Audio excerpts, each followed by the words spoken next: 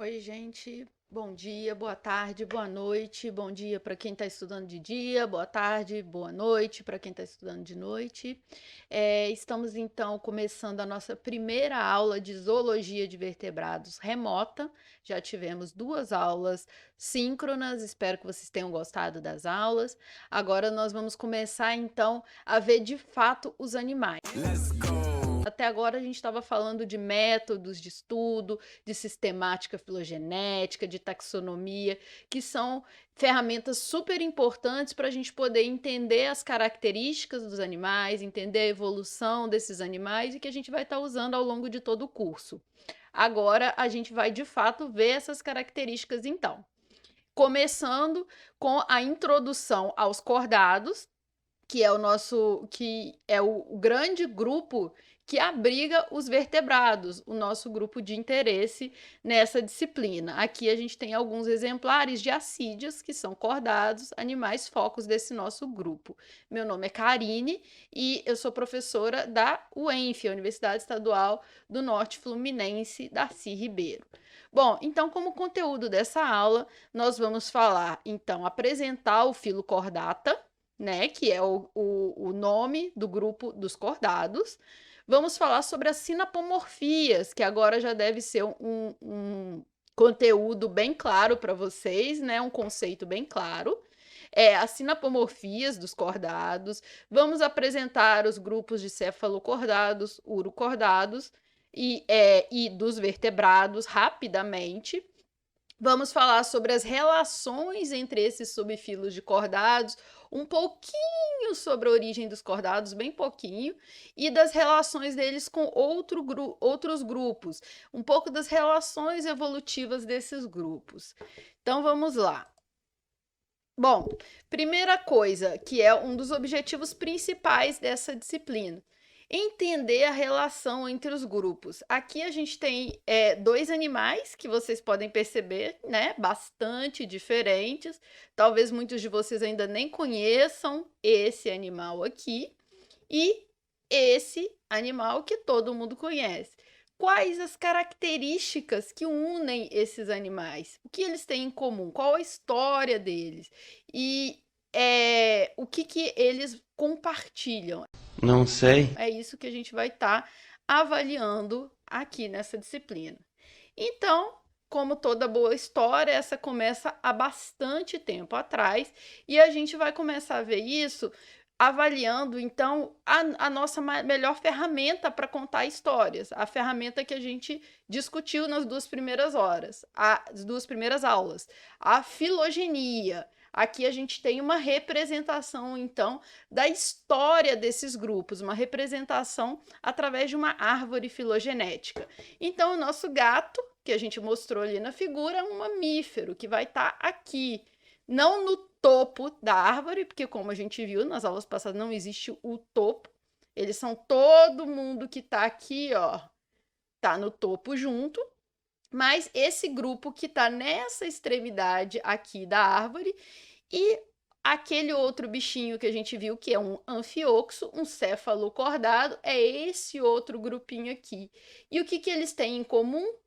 Todas estão saindo, todas as árvores, os ramos dessa árvore estão saindo desse mesmo carinha aqui, que é o ancestral comum dos cordados. Então, o que eles têm em comum é que eles são todos cordados e todos eles compartilham um mesmo ancestral comum e, portanto, compartilham um mesmo histórico evolutivo. Dado que eles compartilham esse histórico evolutivo, eles têm que ter características morfológicas em comum. Eles têm que ter sinapomorfias. Algumas sinapomorfias a gente vê aqui, então, que são a notocorda, o tubo nervoso dorsal oco, as fendas branquiais, a cauda, fendas branquiais ou fendas faríngeas, que é um termo mais adequado, a cauda pós-anal e o endóstilo ou tireoide. E essas características vão estar presentes em pelo menos uma fase da vida de todos esses organismos. Eles podem não apresentar essas características quando na fase adulta, mas pelo menos na fase embrionária Todas essas características têm que estar presentes para se tratar de um cordado. Então, a primeira pergunta está respondida aqui. Essas são as características que um gato e um anfíoxo têm em comum. Ah, agora eu entendi! Vamos lá, então, olhar para essas características. Primeiro, a gente vai conversar, então, sobre o que são essas características, para depois a gente falar um pouco melhor das relações entre elas. Aqui a gente tem uma representação, então, de um cordado, né? Um cordado generalizado, e a gente vai começar falando, então, sobre a notocorda. A notocorda tá aqui, ó, eu coloquei até esse brilhinho em volta do número 2 para chamar atenção, é esse tubo marrom aqui, ó, embaixo do tubo amarelo, é um tubo dorsal oco. Dorsal significa o quê? Que ele está nas costas do organismo, que ele está por cima do aparelho digestivo. A gente tem o aparelho digestivo, ele está na porção posterior. Aqui a gente tem um corte transversal. Então, essa visão aqui é uma visão assim lateral, se eu penso na minha pomada, e essa visão aqui é se eu olhar de frente e fizer um corte no meu organismo. Se eu tiro a tampa da minha pomada e eu vejo o que tem dentro, certo? Então, se eu olho assim de frente, a notocorda está aqui representada em marrom. Bom, e para que serve isso? O que é isso, Karine? Então, como eu disse, ela é um bastão, ela é um bastão elástico, delgado, fino, preenchido com um líquido. Ele está dorsal ao celoma, ou seja, dorsal ao sistema digestivo, logo ele tá nas costas do organismo. E ele se desenvolve a partir da mesoderme em todos os cordados. O que é a mesoderme? Lembrar dos 3 tecidos embrionários que foram vistos na aula de revisão, a aula que eu peço para vocês assistirem lá que eu dou em zoologia de invertebrados, tá no YouTube também, vou deixar o link aqui para vocês. Bom, a gente tem aqui uma representação de um embrião com os 3 tecidos embrionários, só para ajudar vocês a lembrar. Aqui em azul, a gente tem a ectoderme. Ecto quer dizer fora. Em rosinha, a gente tem a mesoderme. Meso, bem fácil, né? A gente pensar na pizza, meso, é o meio. Então, a gente tem a mesoderme. E aqui dentro, praticamente invisível, a gente tem, nessa figura não tá legal, a gente tem, então, em amarelo, umas célulazinhas bem pequenininhas que estão representadas em amarelo, uma camadinha aqui, que é a endoderme. A gente está interessada no que está em rosa, que é a mesoderme. É ela que vai dar, então, origem à notocorda dos cordados. Bom, essa notocorda, como eu disse, ela é um tubo e ele está preenchido com um líquido ou com células túrgidas de um líquido. O que acontece? Como é um tubo, né? Como é um órgão preenchido com um líquido, e ela tem a importância de dar estrutura ao corpo, principalmente nos cordados mais basais. Ela evita que o corpo colapse. Ela funciona quase como um esqueleto. A gente chama ela de um órgão hidrostático, hidro de água, né? Então, que é um órgão hidrostático, porque tem um líquido dentro.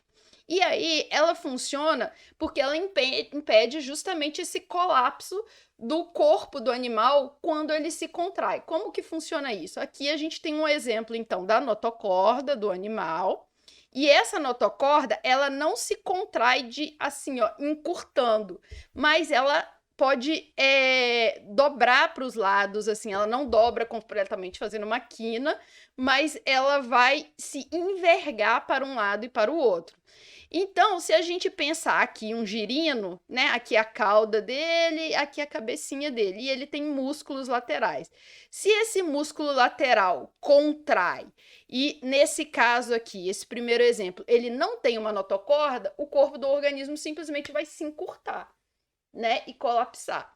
Agora, quando ele tem uma notocorda aqui dentro protegendo, que impede que ele encurte, quando o músculo encurta, o que ele vai fazer? Ele vai envergar. Então, se ele tem uma contração ritmada de um lado e do outro, de um lado e do outro, quando encurta para um lado, ele dobra para cá. Quando encurta para o outro, ele dobra para cá. E aí é o que? A cauda desse animal se mexendo. É justamente a notocorda vai ajudar isso a acontecer. Nos vertebrados, né? Posteriormente, ela vai ser substituída, essa notocorda vai ser substituída justamente pela coluna vertebral, que não está presente nesses cordados basais, ela vai surgir lá no ancestral dos vertebrados e está presente em todos os vertebrados, sendo que lá nos mamíferos a gente consegue ver até nos adultos um vestígio dessa notocorda, que permanece nos discos intervertebrais, os discos entre as vértebras na coluna desses animais. Bom, vamos lá. A segunda característica, então, que a gente estava comentando, o tubo nervoso dorsal. O tubo nervoso dorsal é o que vai dar origem a todo o sistema nervoso dos cordados.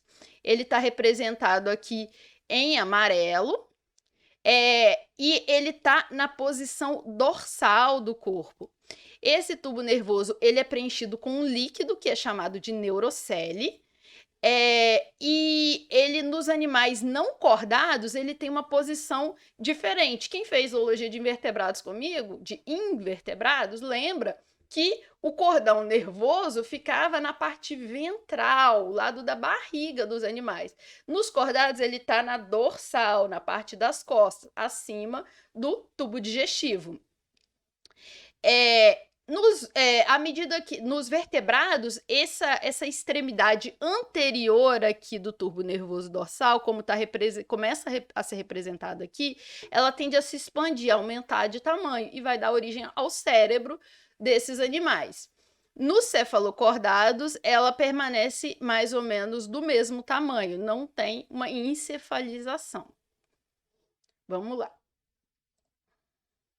Bom, aqui a gente tem uma representação, então, exatamente daquilo que eu estava falando. Olha só, aqui a gente tem um anelídeo e aqui a gente tem um cordado. Aqui no anelídeo, vocês podem ver aqui o trato digestivo do anelídeo, aqui o trato digestivo do cordado. Abaixo do trato digestivo do anelídeo, a gente tem um tubo, um cordão nervoso sólido. Vocês podem ver que está tudo cinza. De novo, o corte aqui é assim, de frente. Tirei a tampa da minha pomada, né? O corte está aqui na frente. Só para vocês entenderem. O tubo está se prolongando aqui ao longo do animal. No meu cordado, o que acontece? Eu tenho o tubo digestivo aqui.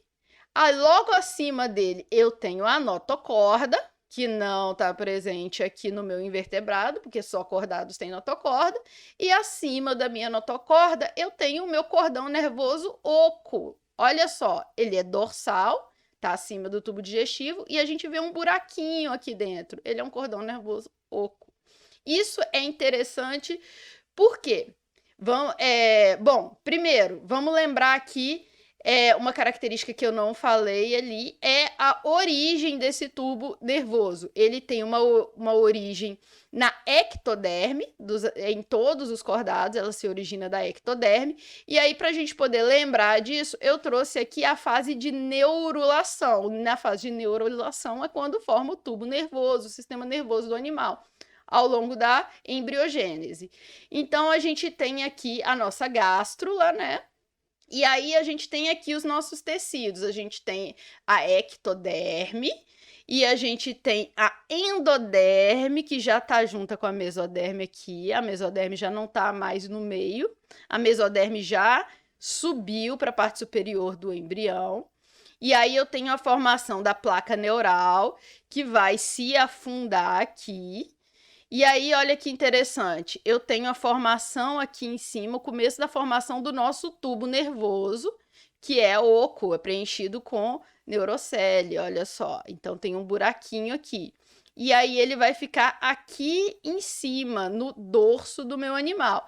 E aqui embaixo, a minha mesoderme, ao mesmo tempo, também está se dobrando para formar justamente a nossa notocorda, que foi o que eu falei anteriormente. Aí a gente fica aqui, ó, com o tubo nervoso dorsal na parte superior, mais superior do animal, aqui embaixo a notocorda, e aqui, mais na parte da barriguinha do animal, a gente tem a formação do sistema digestivo, certo? Isso é importante. O que a gente percebe ao longo da evolução desses animais? Que nos ajuda a entender o que aconteceu. Por que os invertebrados têm o tubo nervoso ventral e os vertebrados, os cordados, têm o tubo nervoso dorsal? Bom, primeiro, a gente tem um conjunto de genes específicos que vão determinar qual parte do embrião vai ser a dorsal e qual vai ser a ventral. Estudos moleculares recentes, eles revelaram que as ações desses genes nos cordados são inversas àquelas dos hemicordados, que são os parentes mais próximos. Se a gente lembrar da nossa árvore filogenética lá, vamos ver ela com mais detalhes depois. A gente tem eles aqui também, os nossos hemicordados. Ó, daqui para lá é cordados, e esse aqui são os hemicordados, é o grupo mais próximo. É um dos grupos mais próximos dos cordados. Esses hemicordados, eles têm os genes que representam a parte dorsal nos cordados, representam a parte ventral nos hemicordados. Então, a conclusão que a gente chega é que o ancestral dos cordados tinham também a mesma característica, né, dos hemicordados. E eles sofreram uma reversão e a parte que então era a ventral passou a codificar a parte dorsal desses animais. Porque são os mesmos genes, só que para o grupo mais próximo, para o parente mais próximo deles, eles representam a parte ventral e para eles a parte dorsal. Então, o mais provável é que simplesmente tenha havido uma reversão do animal. Bom, e a última característica é a cauda pós-anal. Se a gente pensar lá nos invertebrados mesmo, se a gente pensar, por exemplo, nos anelídeos, que por muito tempo foram considerados próximos dos cordados, pelo padrão de segmentação do corpo, os anelídeos não têm essa cauda pós-anal. O ânus é a extremidade mais posterior. Eles não têm prolongamento depois do ânus. Aqui nos vertebrados, cordados, eles todos vão ter o ânus saindo aqui e depois do ânus a gente tem uma cauda que faz parte geralmente do aparelho locomotor. Aí você vai pensar, a gente humano, né? Nós somos cordados, mas nós não temos cauda. Bom, durante a fase embrionária nós temos cauda também. Então, ele vai estar relacionado principalmente no equilíbrio nos vertebrados terrestres e ser parte do aparelho locomotor, principalmente nos marinhos, mas também nos terrestres. A gente tem ainda as fendas faríngeas. Qual que é o negócio das fendas faríngeas? Durante muito tempo, elas foram pensadas como uma característica dos cordados, uma sinapomorfia dos cordados, mas elas estão presentes já lá no balanoglossa, que é um hemicordado. Então, ela é uma simplesiomorfia, ela não é uma sinapomorfia. Ela não está presente só nos cordados, né, em todos os descendentes do mesmo ancestral dos cordados. Ela já estava presente antes. Então, ela, embora esteja presente nos cordados, é uma simplesiomorfia. Ela surge ao longo do desenvolvimento embrionário e pode desaparecer no estágio adulto de vários animais. Ela faz parte, ela está representada aqui no nosso cordado, aqui, ó, por essa seta, né? Elas são essas fendazinhas que tem aqui dentro. Ela faz parte do trato digestivo nos cordados basais, como o anfioxo, por exemplo. Aqui a gente consegue ver, olha só, essas fendazinhas aqui. Tá bem depois do aparato oral, tá pouco depois, né, do aparato oral desses animais, e elas são importantes porque elas permitem o fluxo unidirecional da água, que é isso? A água, ela não tem que entrar como em muitos outros animais invertebrados que a gente viu, que ela entra pela boca, vai lá, percorre tudo, como nos lofoforados, por exemplo, e depois sai pela mesmo lado, pela mesma abertura. Não, ela vai entrar pela boca, vai passar por essas fendas e vai sair por um atrióporo, que a gente vai continuar vendo aqui. Então, elas têm um circuito unidirecional. Secundariamente, ela vai passar a fazer parte da respiração. Uma coisa que a gente tem que pensar bem elas não são fendas branquiais. Muitos livros, principalmente anteriores, traziam esse nome de fendas branquiais, mas ele não é muito adequado, porque as brânquias são estruturas muito mais complexas, que não estão presentes, por exemplo, nesses cordados mais basais, mas estão presentes nos peixes. Elas têm uma série de outras estruturas. As fendas branquiais são aberturas simples, tá? Então, elas não são equivalentes às brânquias.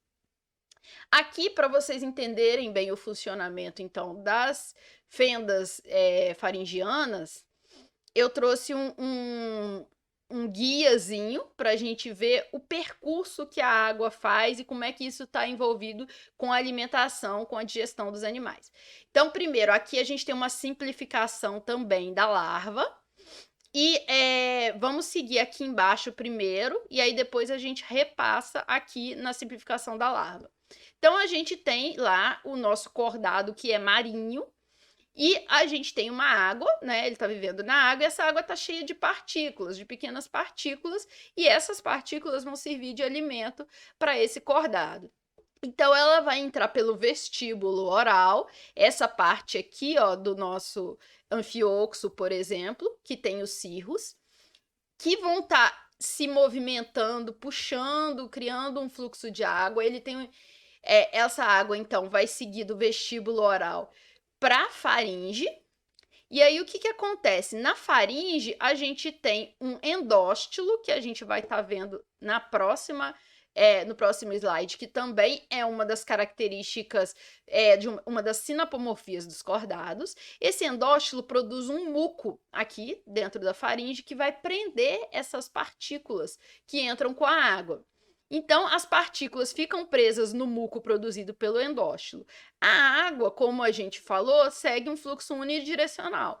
Então, ela vai sair por essas fendas aqui faringianas, que aqui estão representadas também, ó, entrou pelo vestíbulo oral, veio para essa parte que é a faringe, e aí aqui tem as setinhas mostrando que elas saem. Elas saem da faringe e caem dentro do átrio, que é aqui ela não está saindo já direto para fora do corpo, não. Ela cai, é uma cavidade dentro do corpo ainda, mas já fora da faringe. Aqui do átrio, então, ela vai seguir e vai sair pelo atrióporo, ó. Então, é esse caminho aqui, ó. Entrou pelo vestíbulo, passou na faringe, foi filtrado. As partículas ficaram presas no muco e a água sai pelas fendas faríngeas, vai cair no átrio. Do átrio, ela vai ser eliminada pelo atrióporo, essa água já filtrada. Aquelas partículas que ficaram presas no muco vão seguir para o intestino, para o seco hepático, sofrer a digestão e ser eliminada pelo ânus, que é por onde são eliminadas as fezes, né? No caso dos vertebrados, já desde os primeiros vertebrados, eles já começam a ter um modo de vida mais ativo, ter tamanhos corporais um pouco maiores do que esses cordados. Então, para sustentar esse modo de vida mais ativo, eles já começam a desenvolver brânquias, e eles precisam de uma forma de puxar a água para dentro do corpo mais eficiente. Então, só os cílios da faringe e os cirros aqui do aparato oral não são suficientes para gerar uma corrente de água eficiente para levar essa corrente de água, né? Então, eles já começam a desenvolver uma bomba muscular na faringe que vai puxar essa água para dentro e gerar essa corrente, que já então, um passo diferente desses cordados basais. Então, só para vocês irem vendo a conexão e as modificações que a gente já sabe que ocorrem, que a gente já percebe nesses animais. Vamos seguindo. Bom, como eu disse, né, no spoiler do slide anterior, na base da faringe, os animais cordados têm um endóstilo, que é um suco glandular aqui no assoalho da faringe. Esse suco vai produzir esse muco que conduz o alimento e nos vertebrados ele vai dar origem à tireoide. Ele é uma glândula que é uma glândula endócrina. Na lampreia, né, que é um peixe sem maxila que a gente vai estudar na próxima aula, ela possui o endóstilo na fase larval e depois, na fase adulta, ela já desenvolve uma tireoide verdadeira, que é já mais um indicativo para a gente que esse é o mesmo órgão, né, tem a mesma origem que estava presente nos cordados basais, que estava lá no ancestral dos cordados e que foi modificado nos vertebrados, mas tem a mesma origem. Bom, então vamos, agora que a gente já viu as características principais desses organismos, falar então um pouquinho sobre as relações filogenéticas dos cordados com os outros deuterostomados. Pois é, os cordados são deuterostomados. O que é isso? São animais que têm um blastóporo que dá origem ao ânus, ao invés de dar origem na boca, como muitos protostômios que a gente viu lá em invertebrados. E a boca vai ser formada depois, deutero é depois, estoma é boca, então a boca é formada depois. Bom, o que acontece? Essa história, como eu já disse lá no começo da aula, é uma história bastante antiga. Então, ela é de mais de 500 milhões de anos atrás, lá no pré-cambriano. Eita, palavra difícil. No pré-cambriano. Então, o registro fóssil que a gente tem, as informações que a gente tem, ainda são limitadas. Pensa, a gente está falando de uma história muito antiga, a gente tem que ter animais preservados, né, fósseis preservados desses animais, e são animais de corpo mole, pequenos, né, então é muito mais difícil de preservar. Então, muita dessa informação foi perdida ao longo dos anos, a gente trabalha com as informações que a gente tem, e com a medida que o tempo passa, a gente vai descobrindo mais fósseis, então a gente vai conseguindo completar mais lacunas dessa história, a gente começa a avançar nos estudos genéticos e começa a entender um pouco mais as relações. Então, a gente tem que pensar que o que a gente tem são hipóteses filogenéticas. E essas hipóteses, muitas vezes, têm discordância entre si.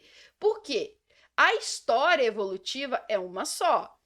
A origem dos organismos, né? A história de modificação é uma só. Só que a gente está tentando reconstruir essa história. Ao longo do tempo, é difícil a gente preencher todas essas lacunas. Então, muitas vezes, os pesquisadores discordam entre si até a gente conseguir chegar nos acordos. Um exemplo disso. Tradicionalmente, esse grupo deuterostômia reunia cordados, hemicordados, equinodermos, lofoforados e até quetognata. Quem fez invertebrados comigo lembra desses grupos, de muitos desses grupos, que já não estão mais dentro de quetognata. Errou! Que já não estão mais dentro de deuterostômias. Atualmente, dependendo do livro que a gente estiver usando e da literatura que a gente estiver usando, só equinodermata, né? Só os equinodermos, que são as estrelas do mar, bolachas do mar, ouriços, que vão estar os equinodermata, os hemicordata, como o balanoglossus, né, que eu mostrei ali, e os cordados que vão estar dentro de deuterostômia. Dependendo do livro, tem mais um ou outro grupo. Vou mostrar já mais um grupo que pode estar presente. Aqui a gente tem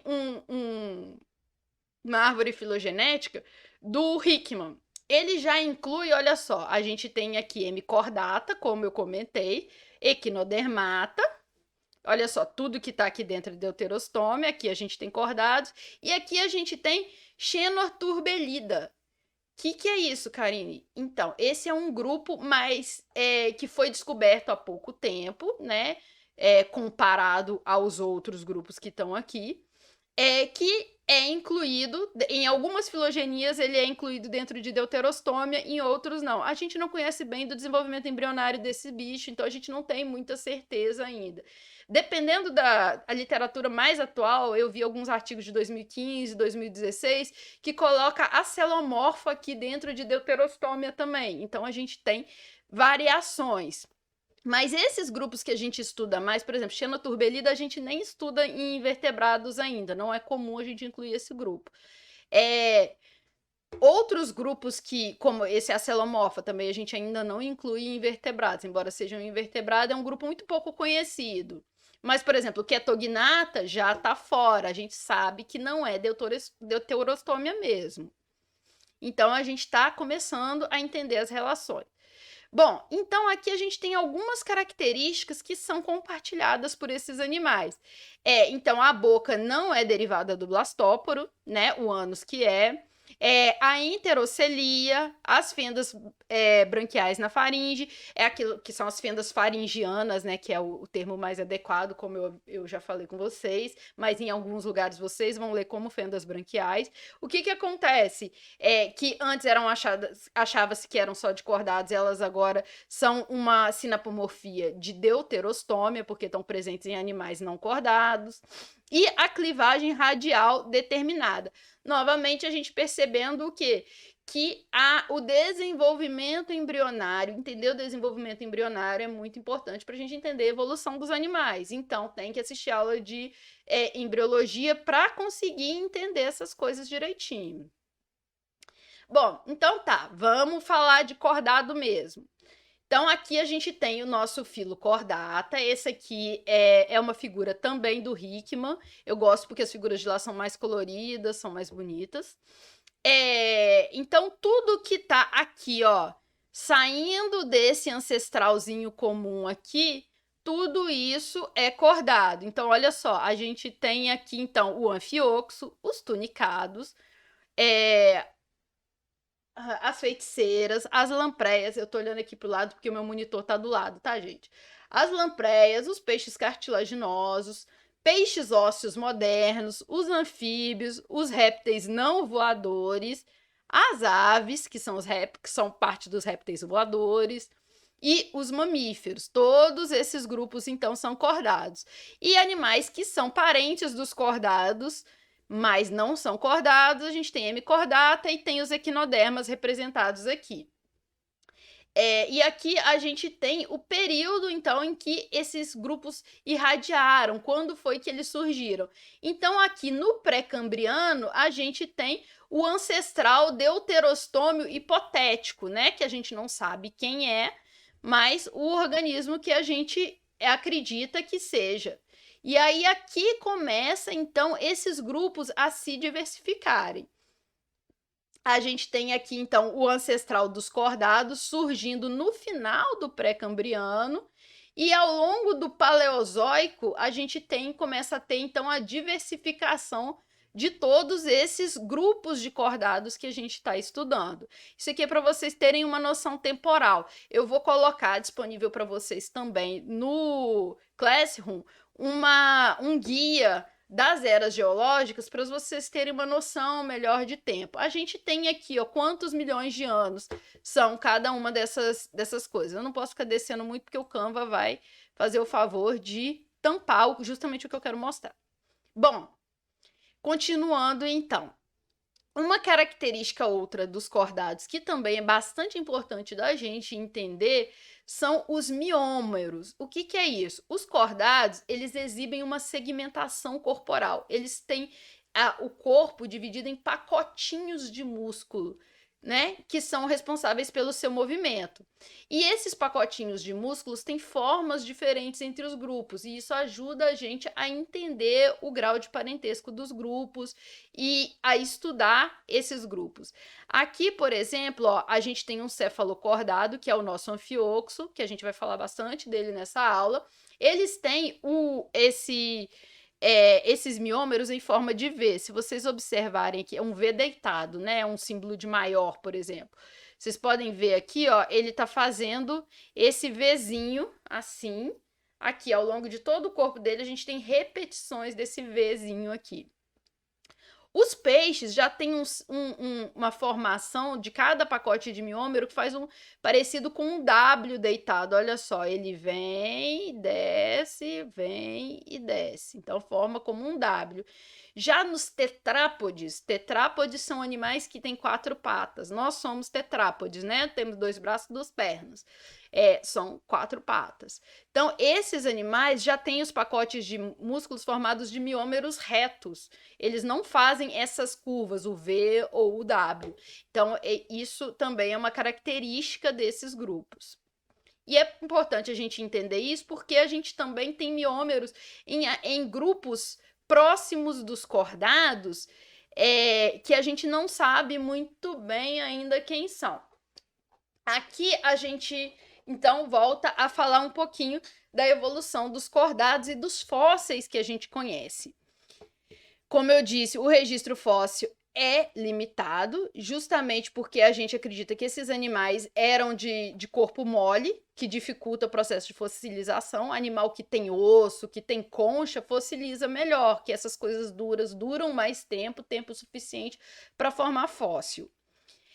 Mas há algum tempo atrás foi encontrada em Burgess Shale, na Colômbia Britânica, alguns fósseis que têm sido muito importantes para o estudo da evolução dos cordados e dos vertebrados de maneira geral. Aqui a gente tem, então, uma figura de um desses fósseis em que a gente consegue ver, olha, não sei se vocês conseguem ver bem essa linha aqui ao longo do corpo, que a gente acredita que seja a notocorda desse animal. Aqui a gente teria a cauda dele, aqui a porção anterior do corpo. E a gente tem, vocês conseguem ver vários segmentinhos aqui que eles acreditam que são os miótomos, miômeros, né? Esses pacotinhos de músculos desses animais. Depois dessa descoberta aqui, foi feita então uma reconstrução de alguns desses animais. E um dos animais mais interessantes que foram encontrados nesse registro fóssil é o picaia, que foi feita essa reconstrução artística aqui de como o picaia era. Foram encontrados aproximadamente 100 espécimes.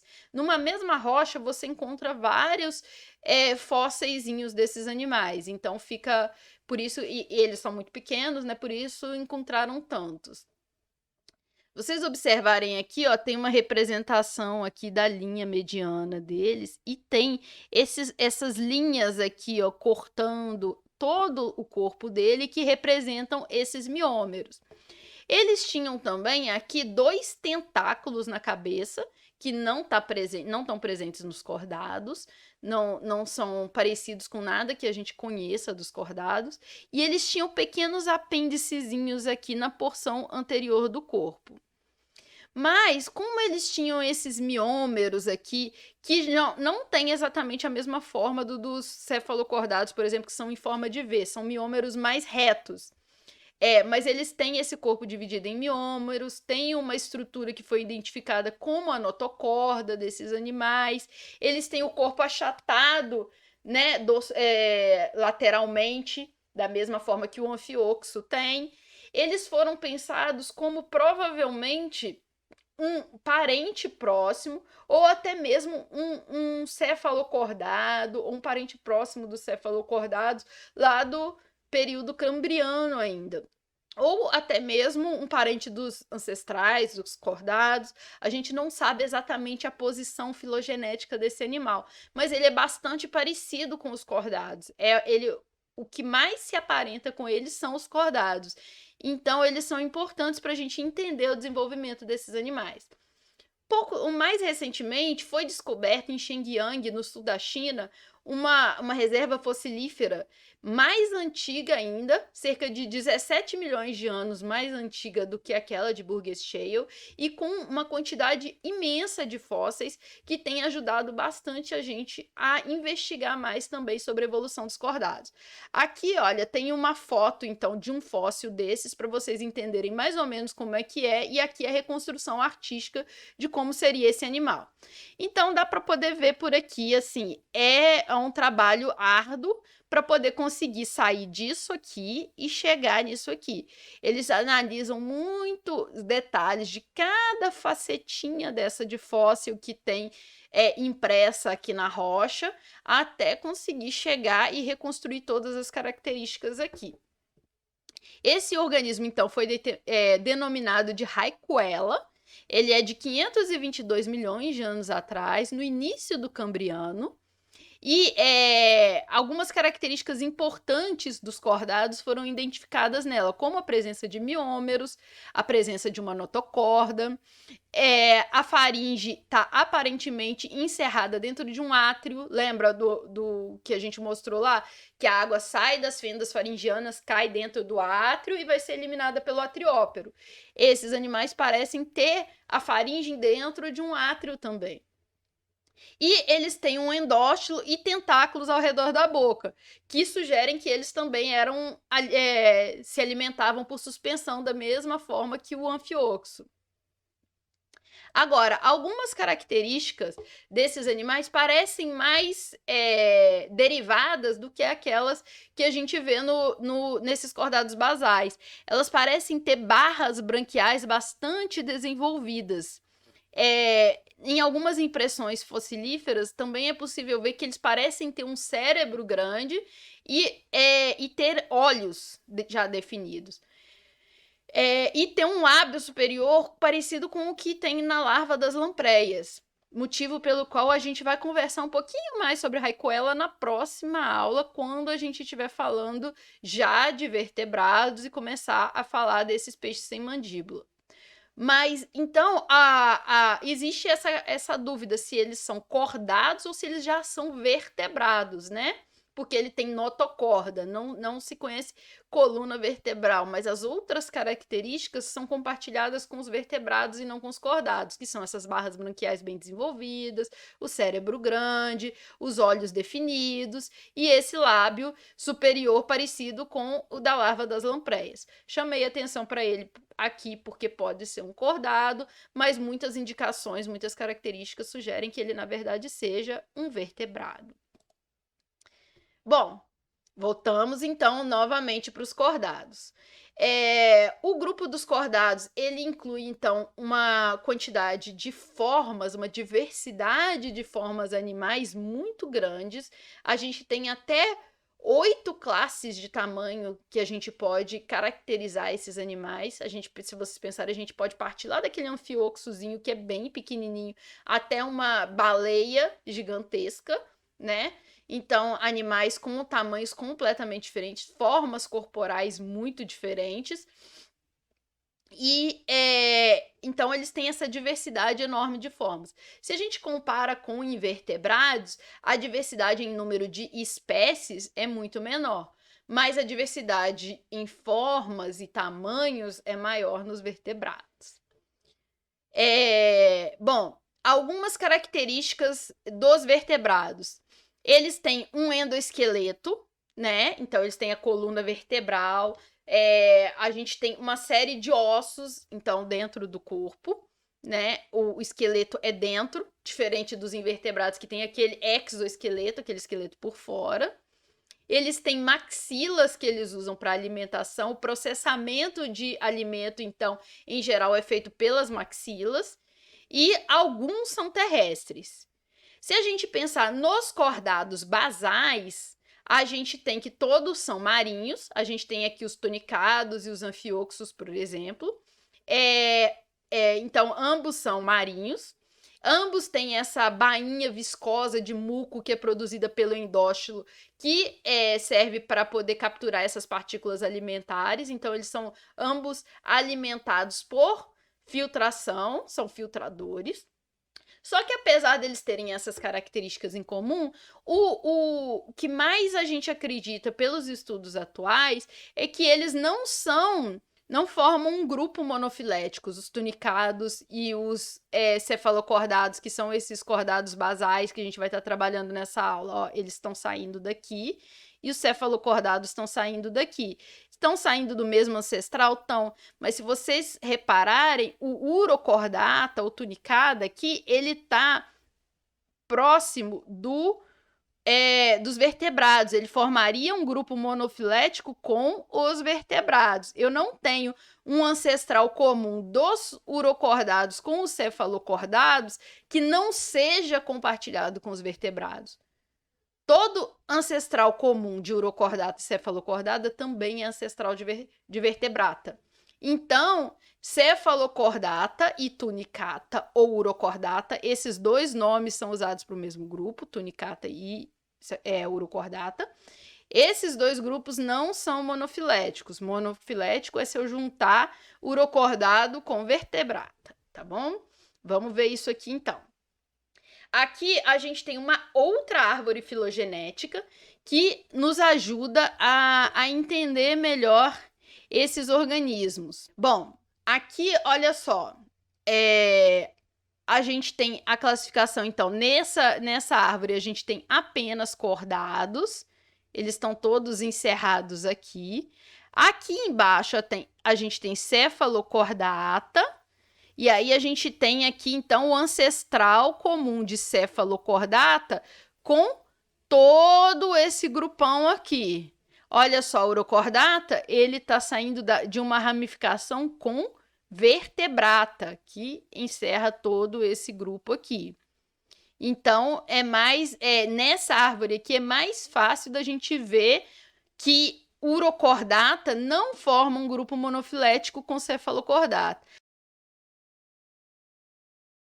Sim, essa chavinha, olha só, tá chamando eles de protocordata, que é aquela nomenclatura antiga que eu falei que era usada e que a gente continua muitas vezes a usar por ser uma forma prática de se referir a esses cordados basais, mas ela não encerra um grupo monofilético. Se vocês repararem bem, ela não tá, eles não compartilham um ancestral comum só deles. É a mesma coisa aqui, ó. Se a gente pega a gnata, é um grupo parafilético também, que a gente vai ver na próxima aula. Outros grupos parafiléticos interessantes são os peixes, né? Olha só, a gente tem aqui, ó, os osteíctes, são um grupo de peixes. Esses peixes aqui são mais próximos dos tetrápodes do que dos outros peixes. Então, tudo isso são grupos parafiléticos que a gente geralmente trabalha, ou seja, não são grupos naturais, não são grupos verdadeiros, mas que a gente usa a nomenclatura por uma facilidade de se referir a esses animais. Bom, pessoal, tô dando uma olhada aqui no tempo que a gente tem de vídeo e acho que vai ser mais produtivo pra gente se eu quebrar essa aula aqui e fizer no próximo vídeo a continuação da aula, onde a gente vai abordar os assuntos cefalocordata e urocordata, os dois grupos basais de cordados que eu falei que são o alvo principal da aula de hoje. Então, até o próximo vídeo.